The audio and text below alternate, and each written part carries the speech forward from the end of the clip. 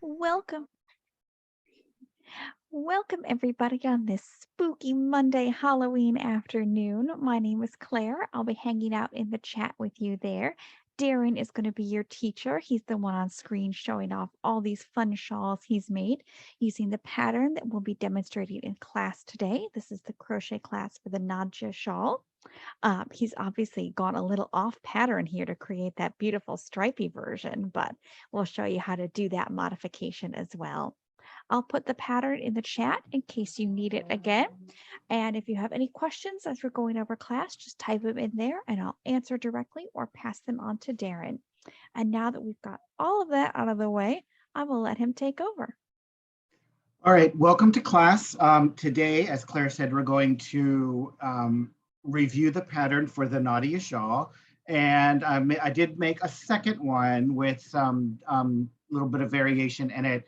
We're going to do a striping pattern. So I'll show you quickly how to do that because it's really easy. And I think it's easiest to do stripes if you're crocheting or knitting flat. I think it's easiest to do it with 3 colors. So I'll show you why that is. So let's just go ahead and switch to the view of my hands and we can go ahead and get started. Okay, there we go. Okay, so for the shawl that I made, it actually followed the pattern, which is this one.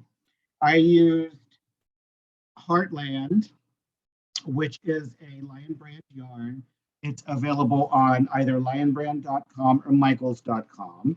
And the color that I used is called Great Smoky Mountain. So it's this kind of gray color. I do love this yarn quite a bit. It's very soft. It's nice to work with. It's a cable ply, so it doesn't get very fuzzy. It holds its texture really nice. But I really love, I don't know if it's coming across on camera, but each color has a bit of a, like a heathered texture. So I really love that detail of that heathered texture in it. So, you know, it's a really, really fun yarn. If you don't want to use that one for whatever reason, you can also use Wool Ease, which is also available on lionbrand.com or michaels.com. And these are both worsted weight. They come in a lot of great colors, a lot of great selection. So that's just some good options that's some good options for you. If you wanted to go crazy and make a great big one, you could make it out of something like Wool-Ease Thick and Quick. Or even, I've got this ball of yarn. It's mostly empty. I've used practically all of it, but I want to show you the label. This is Hometown Bonus Bundle. You can make a great big shawl out of that. I always like to give ideas about how to like veer off pattern because you don't have to do everything you're told. That's a philosophy I like to live by. And just because somebody typed it up on a page, you don't have to do what they told you. And a shawl is a nice place to kind of experiment with different size yarns, because if you use a big yarn, your shawl's just going to be a lot bigger. And that's fine because then you can wrap it around more times. You can make it more dramatic. It's not like a sweater or a hat.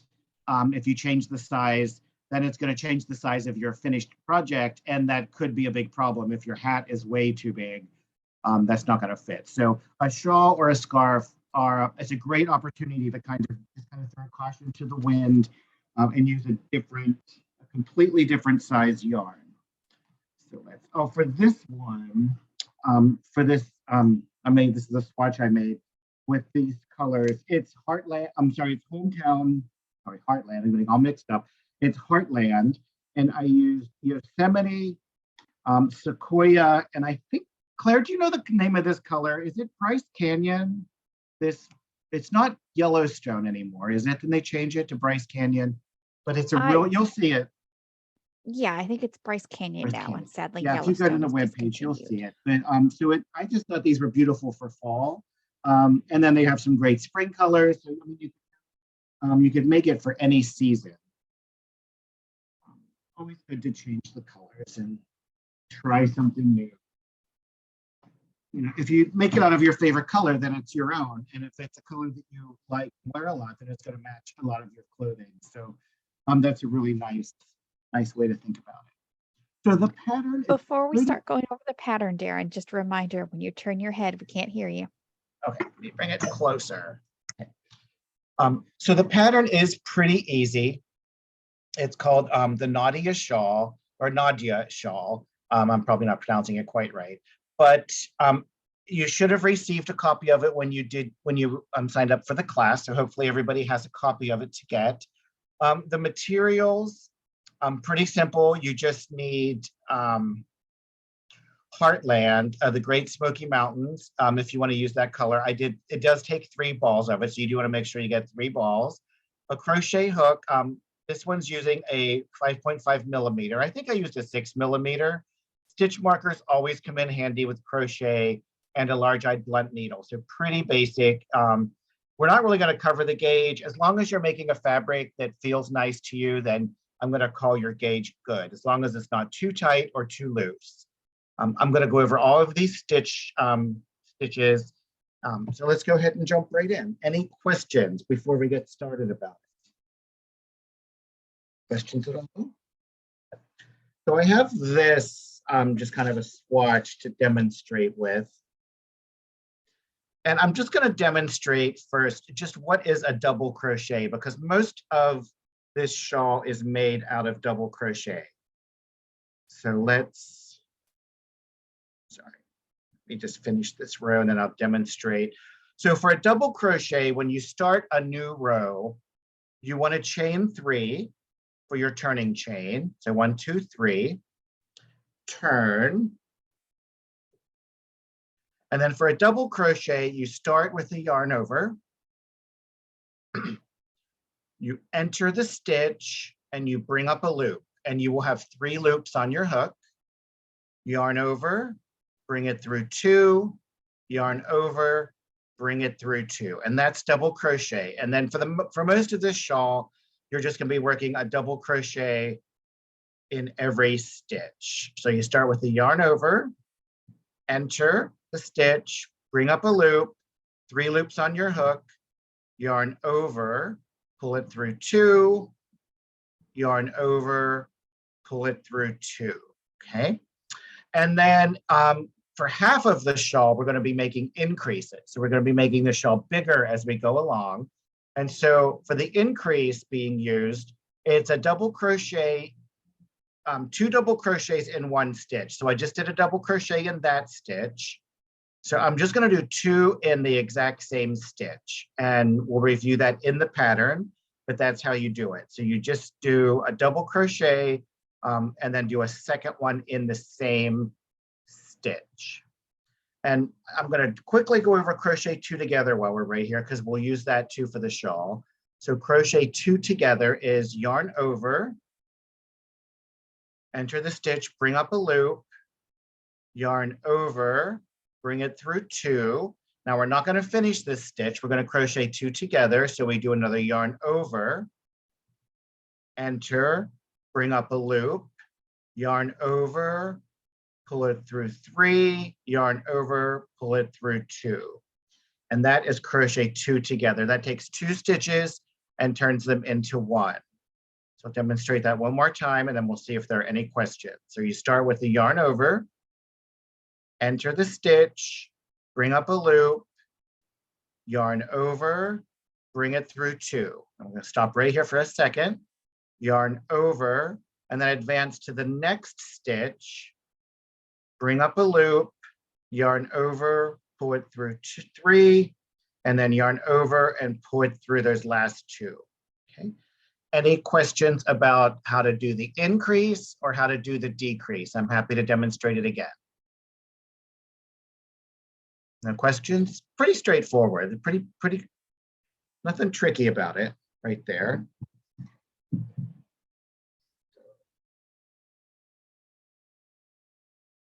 You know, I think I'm going to demonstrate with this bigger yarn. I always like to demonstrate with the bigger yarn.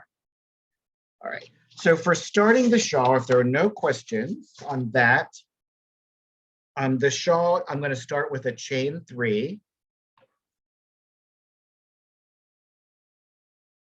So I'm going to do my slip stitch and then just basic chain 3. So 1, 2, 3. So just normal. And then, so the first half of the shawl, we're going to be increasing. So we're going to start with chain 3 and we're going to increase it to it's pretty wide. Double crochet in the third chain from the hook. So you're going to skip 2. So skip 2. Remember, the one on your hook doesn't count. The loop on your hook does not count. So we're going to skip 2, 1 and 2, and then double crochet in the third chain from the hook. Now, when I first did this, it looked a little weird to me when I turned it. So you might want to, once you make that first double crochet, because you only have one, and it kind of, believe it or not, even if you just have one, it kind of disappears. It's kind of hard to track it down sometimes. So I put a stitch marker on that one because it just helped me to keep my eye where it was. So then you turn, chain 2,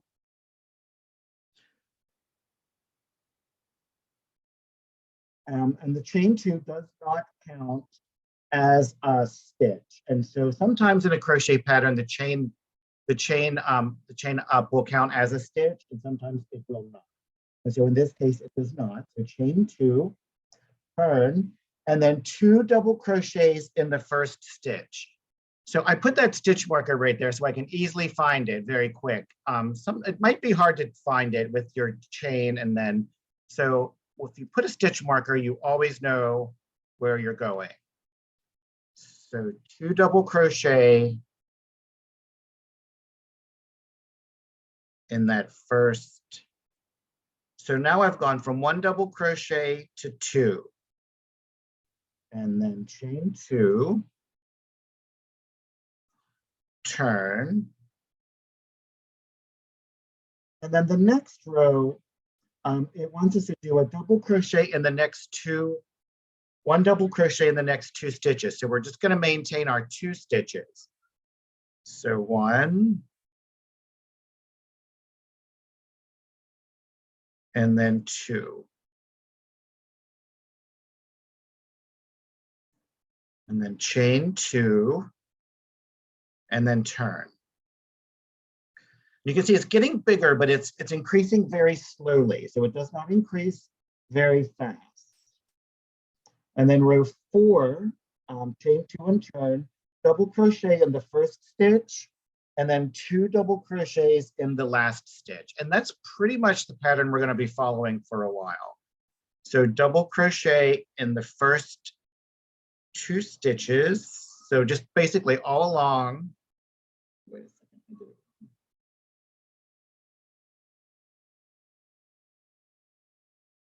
So we're going to do double crochet in the first stitch. Darren, we can't hear you. Sorry, I lost track on my pattern. I thought I was in the wrong place. So double crochet in the first stitch, and then 2 double crochet in the last one. And now we're up to 3. And you might want to keep a stitch marker on your last stitch so you can tell where you are. So what's going to happen is we're always going to be increasing on this side of our shawl. This side's going to remain straight, and this side is going to be increasing. So we always want to make sure that we have this side marked. It's easy to lose track which side you're on sometimes. So you want to make sure you mark that side so you know where you are. So chain 2, turn. We're going to do 1 double crochet in each stitch. So 1, 2, 3. And then chain 2, turn. And we're going to do 1 in each stitch, and then we're going to do 2 in the last one. So 1,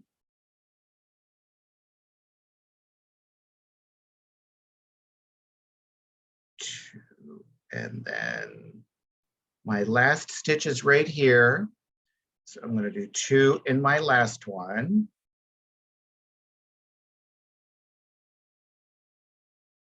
And so each time I'm increasing by 1.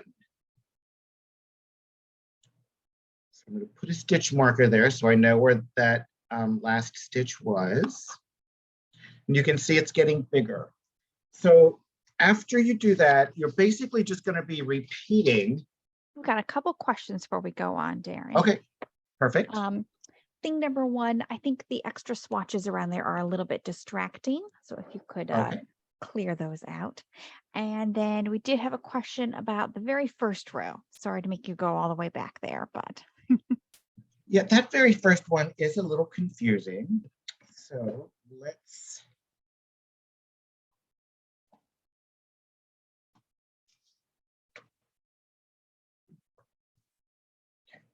So the very first of the shawl.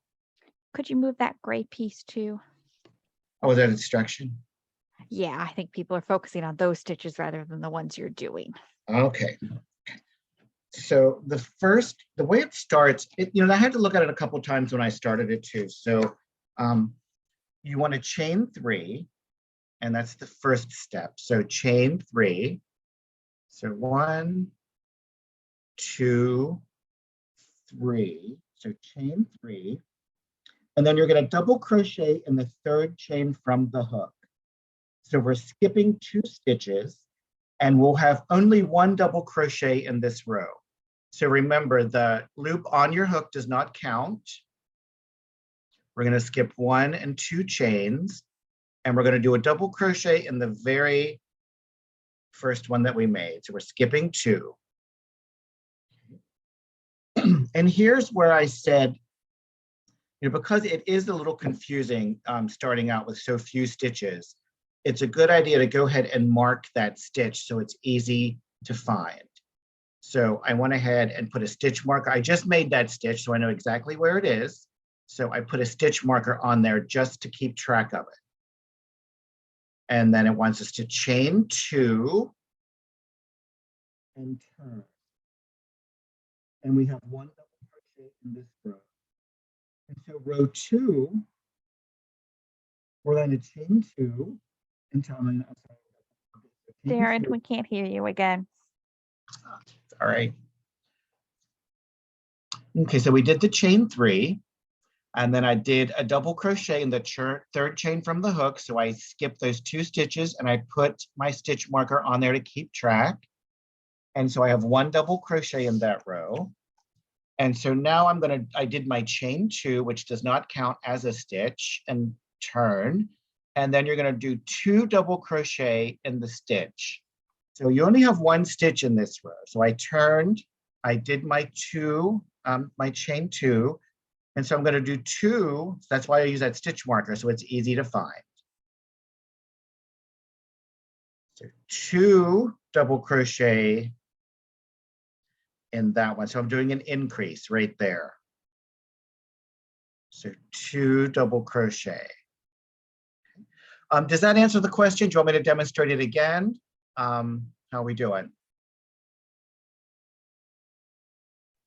I think that clears it up.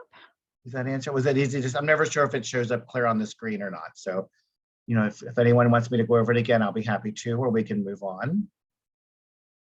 Oh, we do have a request to see it again.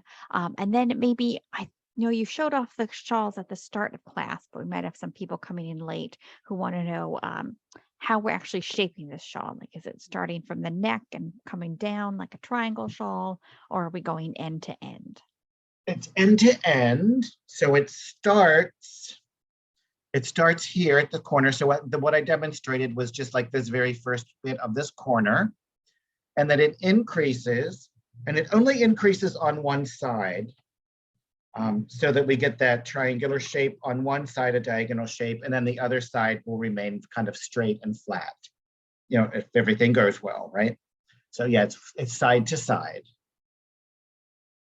And so this is an example of, I did not put lace on that one, just for some variety. And this one has the crocheted lace that we'll get to at the end of class, which is I think is very pretty.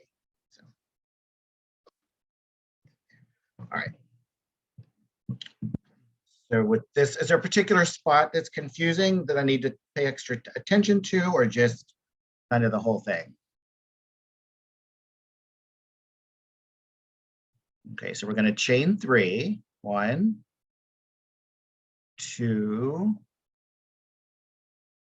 3. So chain 3. The loop on your hook does not count as a stitch. So yarn over, and we're going to do a double crochet, and we're going to skip 2. So 1, 2. So a double crochet in the 3rd chain from the hook.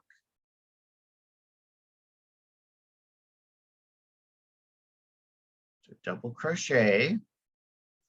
And I'm going to put, it helps me if I kind of keep track of my stitches, I'm going to put a stitch marker.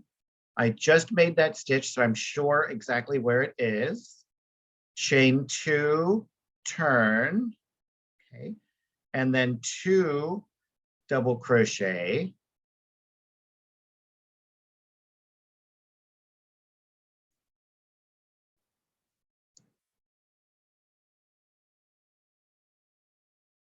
Chain 2, turn, and then 1 double crochet in each stitch across, because we're only increasing on one edge.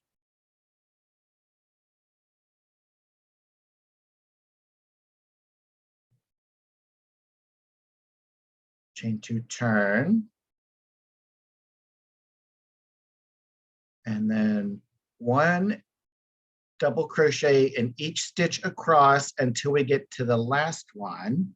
So 1, and then to number 2 is the last one. So do 1 double crochet and then do 2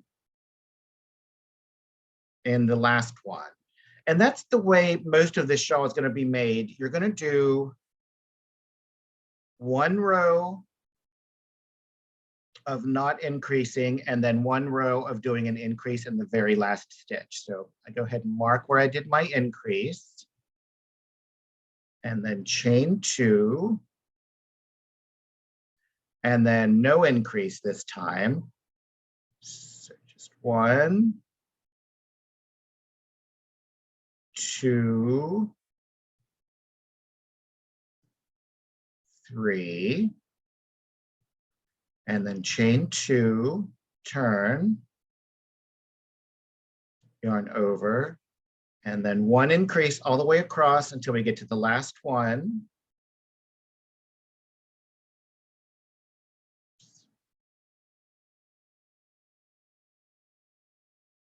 And then the very last one, and we know it's this side. If you put it down, or if you're not paying attention, you'll know you're on the right increase side if you've got your stitch marker. So do 2 in that one. Because if you're watching a movie, or if you put it down and come back to it, it's easy to tell which side you're increasing on. But if you're not paying attention, sometimes you might get distracted and do it on the wrong side and then not realize. So it's just nice to have a stitch marker to remind you. All right, how are we doing? Any more questions? Does that help? And then the next row, you just go across with no increases, just double crochets all along.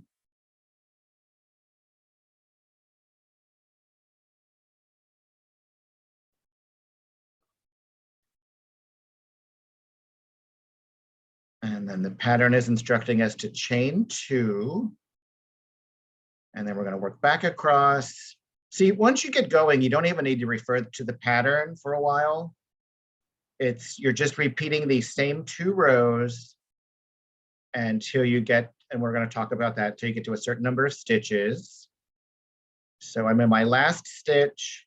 I'm on the side with my stitch marker. So I know I'm going to increase in this last one. So you can see, and every now and then, it's not a bad idea to lay it down and make sure that it's increasing and it looks nice. If it's kind of shaped weird or something, you'll know you've made a mistake. So look down and make sure this side continues to look kind of flat and kind of straight, and this side is increasing that direction. Any questions at all? How are we doing, Claire? I think once you get into it, that makes a little more sense. Like, it's hard to tell at the beginning which side is your increase edge and which one isn't. So yeah, I would also highly recommend a stitch marker on that increase edge. Yeah, every time when I made both of those shawls, I kept, and I didn't move it up every time, but eventually, like once you're way up here and it's too far back, you might not realize it's there. So I always just moved it up every couple of rows. If you're the kind of person that's you're very precise and you know exactly what you're doing at all times, maybe you don't need the stitch marker. I am not that kind of person. I am easily distracted, and anything to help me focus, I am a big fan of any help I can get. Right? Any other questions? Are we ready to move on? I think we better go into our decrease half. I think we better get going. One thing I did want to show right here. This is the perfect place to show about adding, if you wanted to do stripes, because I do like a stripe. So when you're changing color in crochet, so if you want to add stripes, when you get to that very last stitch, I'm doing double crochet. So you want to work to the last bit. So if I was going to finish this stitch, I would yarn over and pull it through 2. But for adding a different color, you'll get a very nice clean edge. This is the time to add the new color. So the last step of that stitch, I'm going to do it with the new color and then chain 2. And then I'm going to go across, not increasing, because this is my non-increase row. And this is one of my favorite things. I love working with 3 colors because it works out so nice.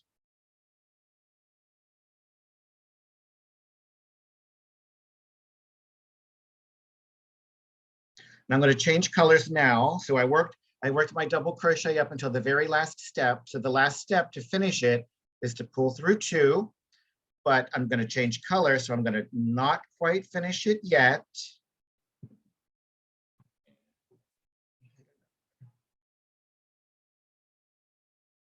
And I'm going to add this gray.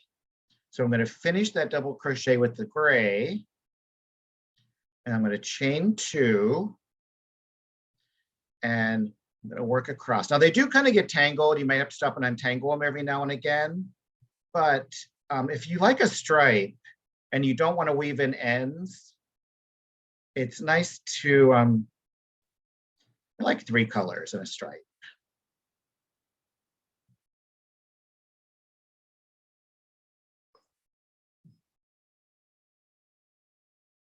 Now I'm on my increase side. I know I'm on my increase side because my stitch marker. So I'm going to increase. And I'm not going to finish it. And now my blue yarn is still attached right here. So I'm going to carry my blue yarn up the side. And that way my yarn is always available. Chain 2, turn. And when I go back across, then my red yarn will be there for me. Does that make sense on how I'm doing that? And every time I go across, I'm going to change colors. And that way I'm not carrying my float up the side 2 stripes, just 1 stripe. So you don't get quite such a long float. And then that way you get to have 3 colors, which I think is nice to have 3 colors. Any questions about the striping pattern? It's just optional. It's not even part of the pattern, but I always like to try to show. So, my red yarn is there. It's available for me. You just carry it up. You want to make sure you're not pulling it tight. And then chain 2 and just keep going that way. And then that way you can get the 3 color stripe. You're going to have these floats that go up the edge, but then we're going to crochet over those later, so that won't make any big deal at all. So that's how I changed the pattern to add the stripe. Any questions about the striping sequence, the way I achieved that? Of course, you can pick any colors you want, obviously. Any questions, Claire? I think that's a cool way to do it. So you've got sort of your working yarn is always ready there to go for that next color. Yeah, I had some hand-dyed yarn that wasn't very, it was not similar enough. So I knew it would show up as different dye lots. And so I did 3 yarns at the same time, and I did a striping sequence like that, and it worked really nice, and everything blended beautifully. So, and then this is kind of what it looks like on the edge. You get those kind of vertical floats, and then we're going to go over those. We're going to crochet over those later. Now let's look at the decrease half. So the decrease half is it's almost exactly the same as the increase half. You're going to continue working the increase half. You're going to repeat rows 7 and 8 until you have 36 stitches, 36 double crochets in the last row that you worked, and then you're going to start your decrease half. Or another way you can do it, depending on how big you want your shawl to be, the finished is supposed to be about 90 inches. So you could measure how many, like you could go to like 45 inches and then, you're halfway. So you can do it either way. You'll probably be better off if you do go by the stitch count, because you don't want to, mess up the next step. But so 36 stitches, and then you want to start your decrease half.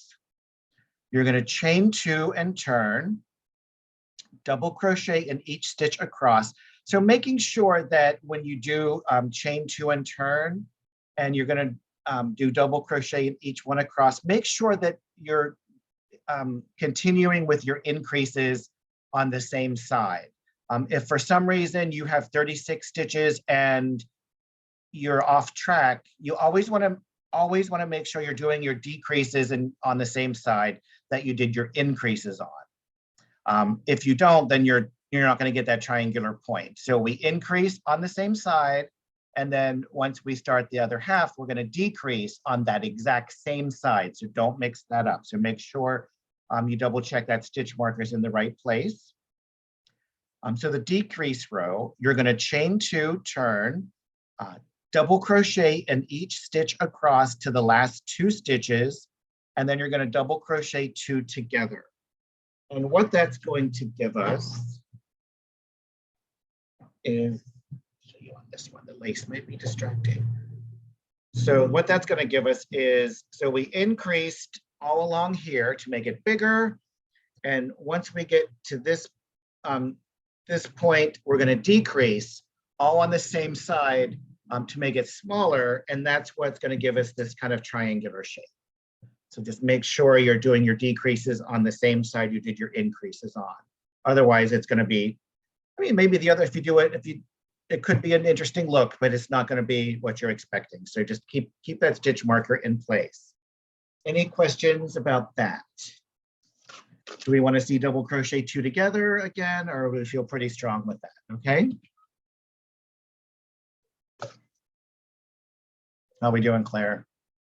I'll give you a time check. We're about halfway through class, so I feel like we should Okay. probably get to our lace. So once you finish the decrease half, you're going to continue working until you have 2 double crochets remaining in the last row that you've worked.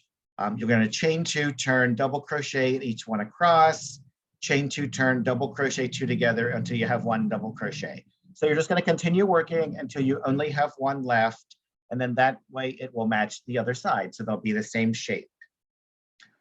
You do not want to fasten off your yarn. We're going to use that same yarn as to use the border. Okay. So for the lace border, the lace edging, working along the diagonal edge, so the lower edge of your piece, you're going to work 2 single crochet. So we're switching to single crochet in the end of each row, clear down to the lower point, 3 single crochets at the end at the lower point, and then 2 single crochets in each row up the next side to the end. You'll have a total of 281 single crochets. You're going to place the marker in the center single crochet so that there will be 140 single crochets on each side of the mark. So there's a couple ways you can approach that. So I have this one with no lace edging, and I can use this for demonstration. So I already have it finished off, but just pretend that I don't. And I'm going to put a stitch marker just to mark that point, okay? And then I'm going to fold it in half. And I'm going to put another stitch marker right here to mark it for the half. So now I know I have to have, what was it, 140. I'm going to have 140 stitches on each side. So what's half of 140? What's half of 140, Claire? 70? So I know I have to have 70 stitches in this space. So I'm going to fold it in half, and I'm going to put another stitch marker to mark the fourth. And so now I know I have to have 35 stitches. So 35 stitches, 35 stitches, and I could mark it again here. And then if you want to, you can fold it in half again. And then that way you're making sure you're spacing your stitches out evenly. You don't want to go all the way along and then realize, once you get to here, realize, oh, wait a minute, I'm at 138 stitches. I have way too much, or the other way around. So that way it'll help you balance out your stitch placement. If you do stripes though, it's really easy to tell at the end of each row. So all you would do would be 2 single crochets on each stripe color. But if you don't do stripes, then it's sometimes harder to tell. So like this one, I don't have stripes. And I put a stitch marker just to help us for class to see where the each row is in between the stitch marker. But if I don't have the stitch markers, it's you can do it, but it's not. I want everything to be easy and I want everything to be fun. If I'm crocheting, it should be fun, right? So if I have to really focus and try to figure out where my rows are ending, I'm not going to have fun. It's going to become tedious. So that's why instead of trying to do it at the end of each row, I divided it up into fourths and just put the right number of stitches in each block of the fourth. Does that make sense? Or is it very confusing? Sometimes I make things more confusing than necessary. Does that make sense, Claire? I think that's a good tip. Yeah, I do that a lot more often when I'm picking up like along a knitted piece of fabric, but it's the same principle. Yeah, it's the same principle because you don't want to get too many. You want to make sure, and this, I'm not very precise or fussy about a stitch count, but in this situation, you do need to be precise because if you don't have the right number of stitches, then you're not going to have the right number for your lace edge. So you do want to count them and make sure you have everything exactly the right number, okay? So for the lace edging, you're going to chain 6 and turn, and then you're going to double crochet in the first stitch. So the beginning chain 6 and the following double crochet will count as a V stitch. All right, so does anyone know what a V stitch is? How do we figure out what a V stitch is? We have to figure that out first. So let's go back to the first page, see if that helps us at all. Okay, so V stitch, right here it's listed. We're going to work a double crochet, chain 3, and then a double crochet in that stitch. So a V stitch is, I'm going to work a double crochet, chain 3, and then another double crochet in that same stitch. And it almost seems like we're doing an increase because we are working 2 double crochets in 1 stitch. And we kind of are, because then we also have the chain 3. But usually when you're doing a V stitch, what happens is then you end up skipping the next one, or there's usually something else going to happen. So the V stitch, let's just do another one. let me do a chain 2 just to move it over a little bit. So we do a double crochet and then chain 3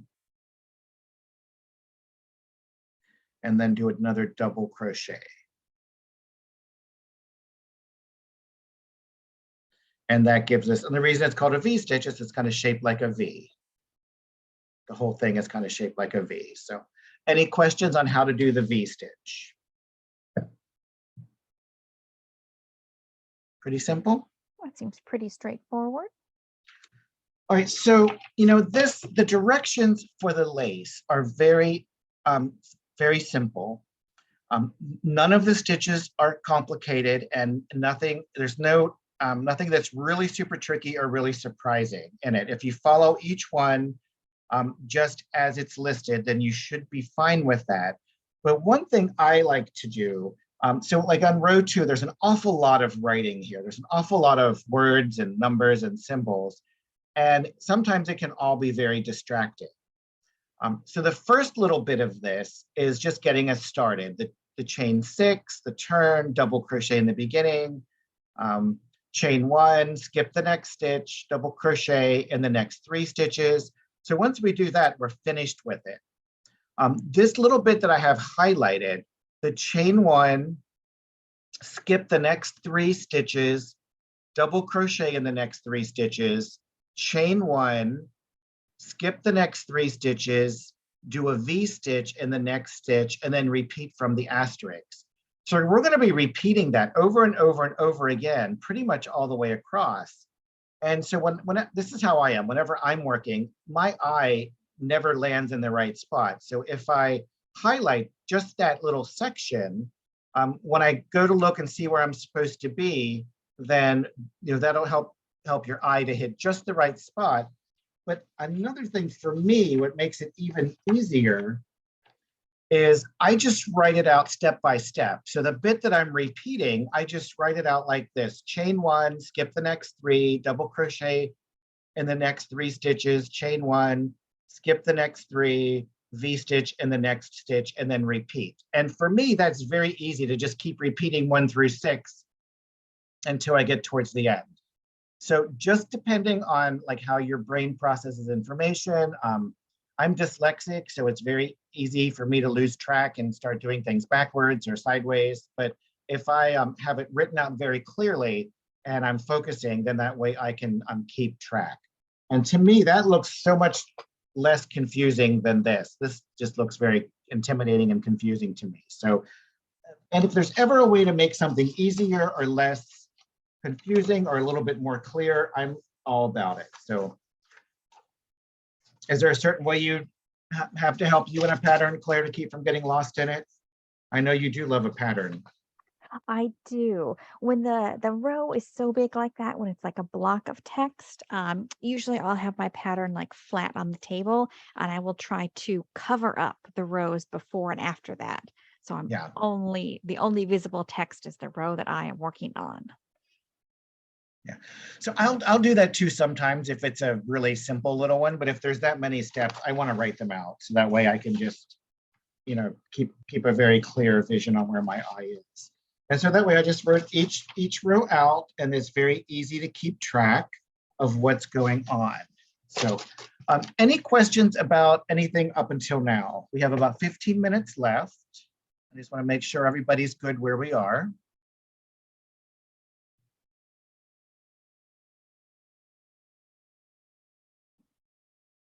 No questions, Claire? I think we're ready to see the lace, or more of the lace.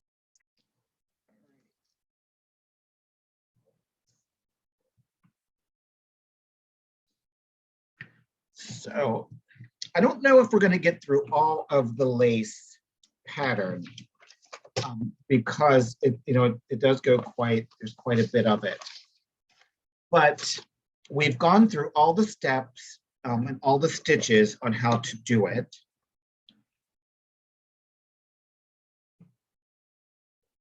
Let's kind of get started and see how we go.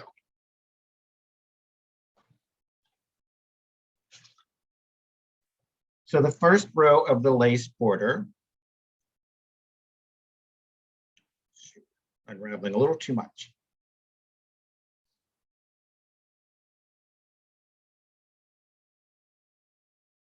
So the first row, we're going to chain 6. So that's easy enough. Chain 6.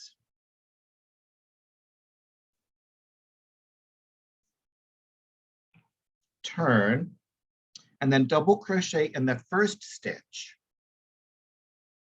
So double crochet in that first stitch.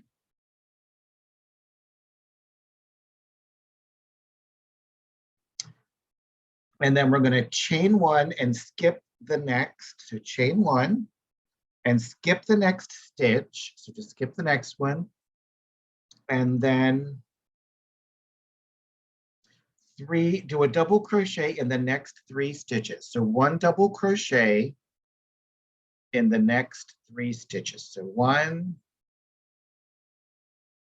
2, 3. So all very straightforward so far. And then V-stitch in the next stitch. So V-stitch in the very next one. I feel like I should skip one, but it's not saying to. So double crochet, chain 3, and then double crochet, and that is my V-stitch right there. And then chain 1, and then skip the next 3 stitches. So 1, 2, 3, and then double crochet in the next 3 stitches.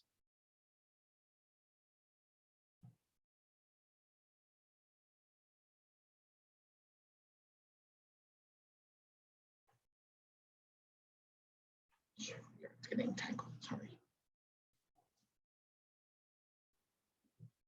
So double crochet in the next 3 stitches.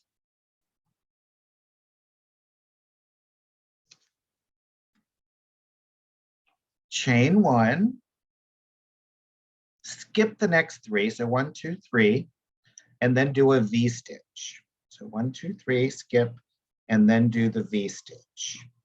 Now, when you skip those, you feel like that's a lot of space to be skipping, but that's what kind of pulls your V-stitches open. You see how I've got all this space here, and then they kind of have to reach across that space, and it's going to pull your V-stitch open. And then you have these 3 columns that are standing straight up, and then you have your other V-stitch, and you can see how that open space is forcing it to kind of pull it open. And then with row 2, we're just going to repeat that. So chain 1, skip the next 3, 1, 2, 3, and then double crochet in the next 3. So 1, 2. So double crochet in the next 3. Skip the next 3. So 1, 2, 3, and then do a V-stitch. Oh, sorry, I forgot my chain. Chain 1 and then skip 3, 1, 2, 3, and then do a V-stitch. You do need that chain 1 because that gives it just enough length to reach across. So double crochet, chain 3, and then double crochet. Okay, now let's refer back to our original pattern.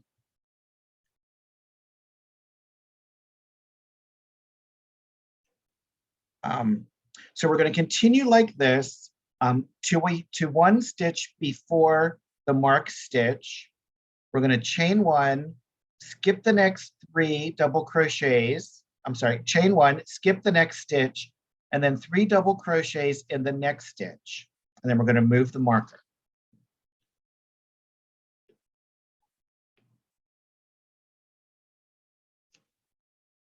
So skip 1, and then 3 double crochets, and this will be in the center.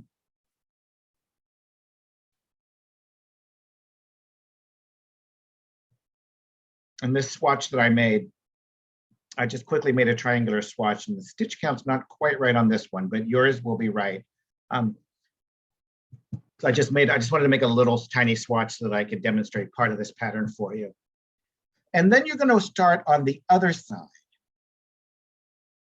So you're going to continue working to one stitch before the marked stitch, which is the center. You're going to chain one. You're going to skip the next 3 double crochet in the next stitch and remove the marker and chain. Oh, wait a minute, maybe I was right. Go back. I always think I'm wrong, and then maybe I was actually right. So we finished our V stitch.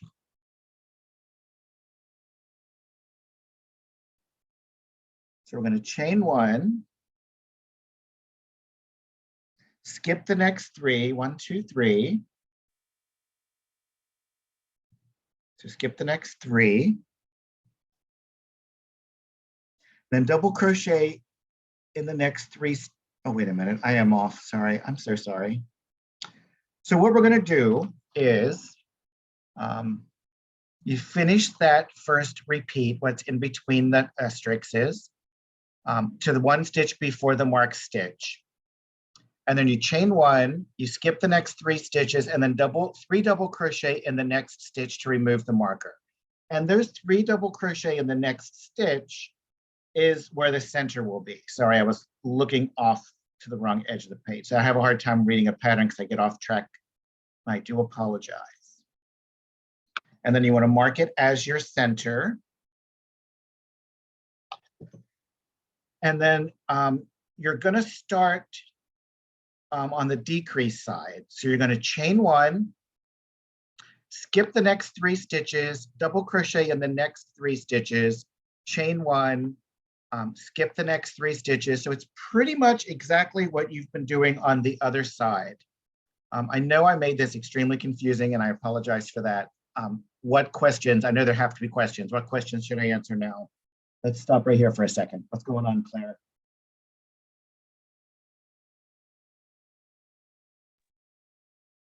So essentially that middle point in your shawl where you switched from the increase half to the decrease half.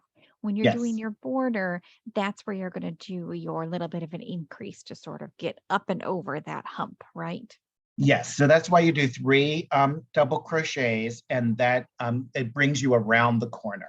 Otherwise, it would force it to kind of pull up like that if you didn't give that extra 3 stitches to go around the corner. So, and sometimes when you do a shawl, they'll have you do 5, but this one is just calling for 3. Yeah, What and else? this would be the same thing, like if you're going around the corner when you're doing like a border on a blanket or something where you have Yeah, to add exactly more the same. stitches in. Yeah. Yeah.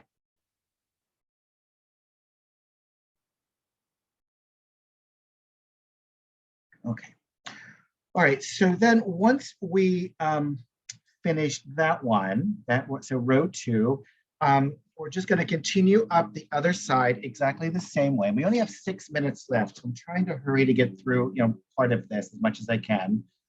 We're going to go on to row number 3, and you'll chain 3, and that counts as a double crochet. It does count as a double crochet. Turn, and then we're going to do 6 double crochet in the chain 3 space. So the chain 3 spaces are going to be these spaces on your V stitch. So you're going to end up doing lots of double crochets in that space, and that's what's going to create this kind of a fan right here. So this is the V stitch right here. And then the next row, we come back and we do our double crochets in there, the grouping, and that's what creates this kind of a fan look. Okay, so that's pretty straightforward once you start doing it. Any questions about that? So once you get to the repeat section of row number 3, it's actually very easy. You chain 1, you double crochet in the center of the next double crochet, 3 double crochet group. And so that is right here. So there's my 3 double crochet group, 1, 2, 3. And then so you do a double crochet right in the center. And then that creates these kind of open spaces for this negative space.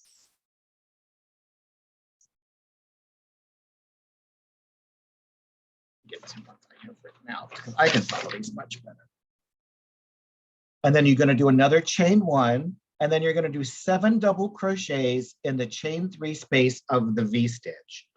So once we get into the pattern, we're going to do 7 in each one. So that when we did 6 at the beginning, that was at the very, very beginning back here, because that the chain 2 counted as 1 stitch. So we only did 6 here. And then once we move on right there, then once we move on to the rest, we're going to do 7. So every time you get to a V stitch, just remember you're going to do 7 double crochets in there. And so that will be, you would do that here, here, and then here until you get to the end. Any questions about that row? Because we're not going to have time to knit each.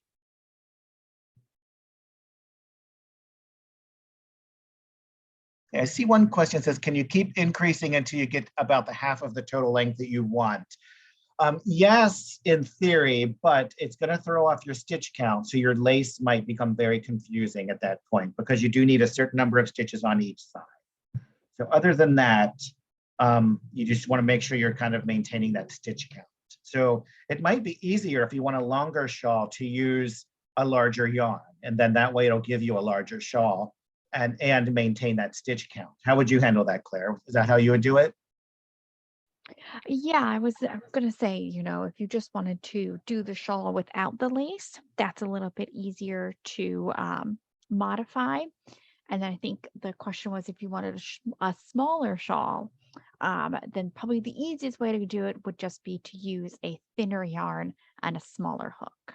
Yeah, unless if you want to go through and figure out the exact stitch count for the lace. If you can do a couple of swatches and practice it, then you can apply that to any size that you want. But yeah, you just want to make sure you get that stitch count right. Yeah. Um, Can we see the picot stitch on the edge before we go? yes, yes. And then I will take any other questions.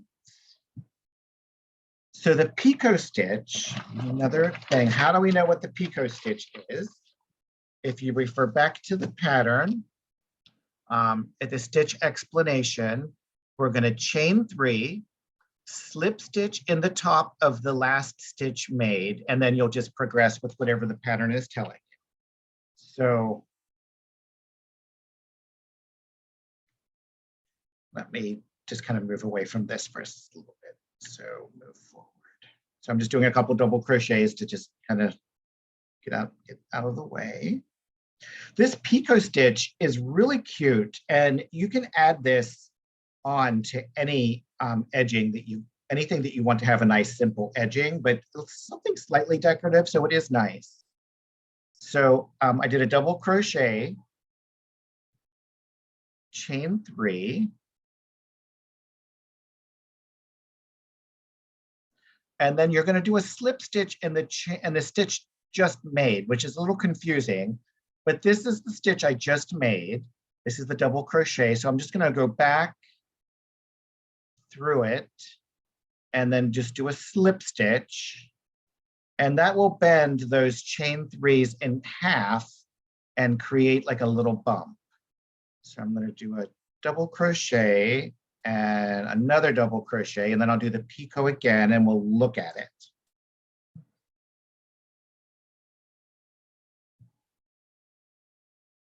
My yarn's in a tangle and it's not giving me any yarn to work with. Okay. So now let me know if this is clear and if you can see what I'm doing. So chain 3. Okay, and then find that stitch you just made and then go in the top of it. So this is in the top of it, and then do a slip stitch. So we're just pulling it all the way through. I like to snug it up a little bit there, and then just go on with whatever the next stitch in whatever pattern you're doing is. And when you're finished, you can see how it gives you these kind of little nubs, which give a nice decorative edge. So was that easy? Is that easy to see, or do you want me to demonstrate that again?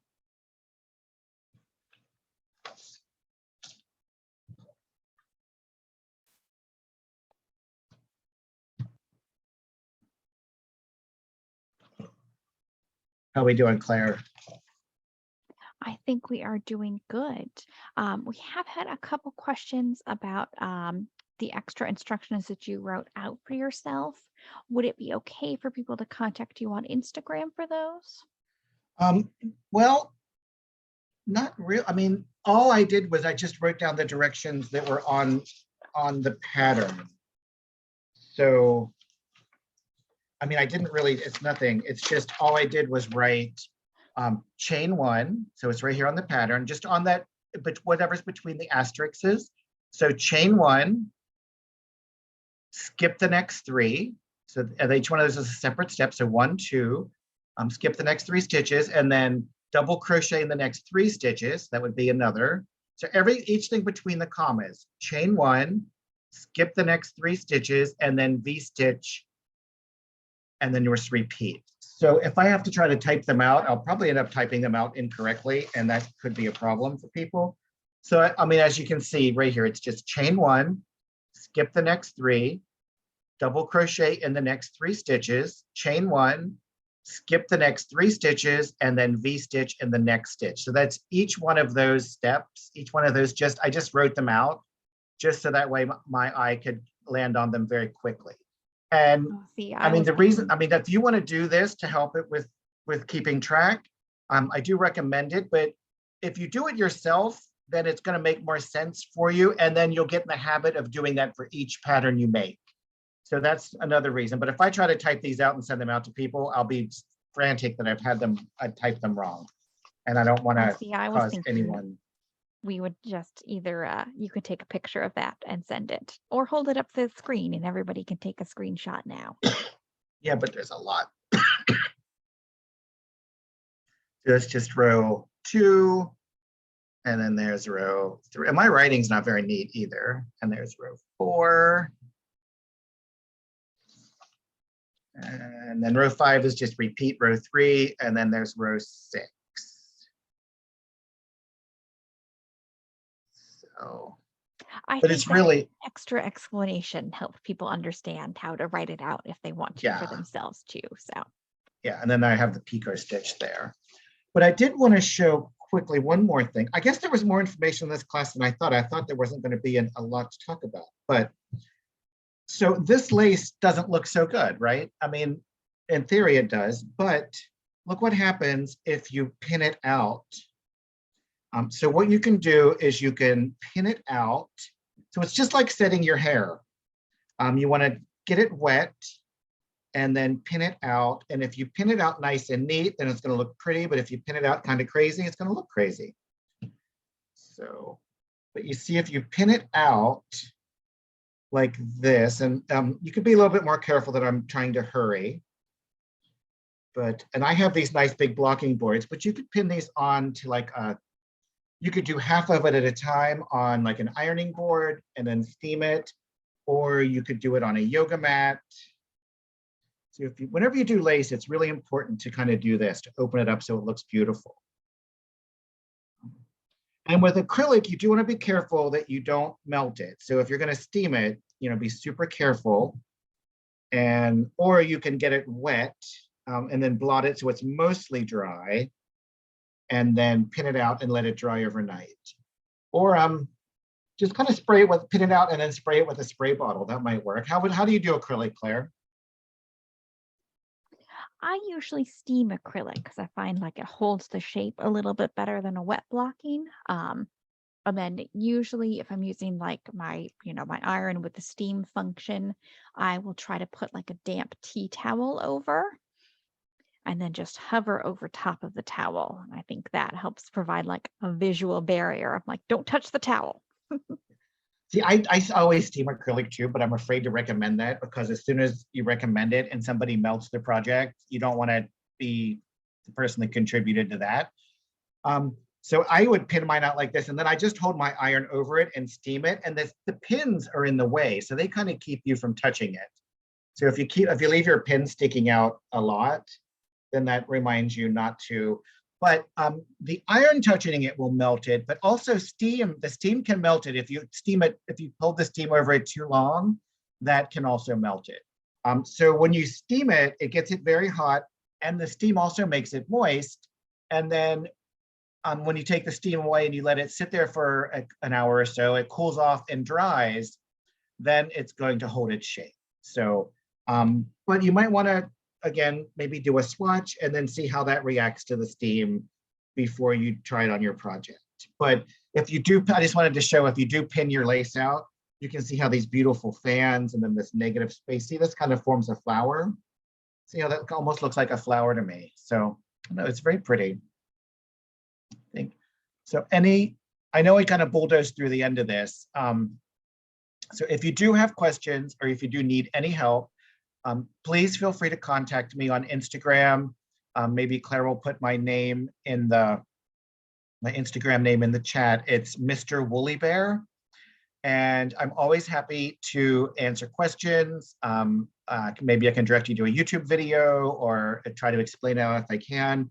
But yeah, please let me know if you have any questions. We covered a lot in this class, more than I expected we were going to. So are there any last minute questions, Claire?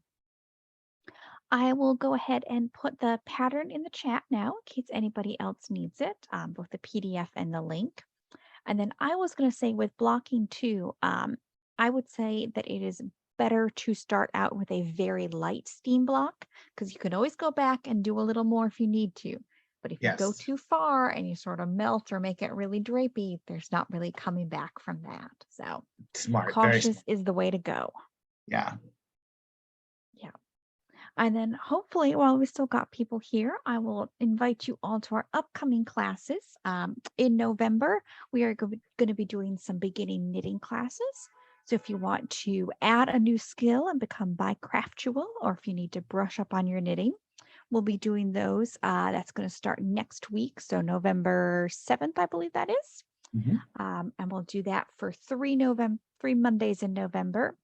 And then in December, we're going to have a couple fun hat classes coming up, one for crochet hats and one for knit hats. So we hope you can join us there. And at the end of each one of the knitting classes, you'll have all the information you need to make a project. So at the end of the first knitting class, you'll be able to make a nice little scarf and sew it together and make like a cowl. So it's something you can actually make and give for holiday gifts. So it's a great time to learn a new skill. Okay, anything else? Glad everybody stuck around, and we hope you enjoy making your shawls. Okay, and let me know if you have questions. Thanks for coming to class.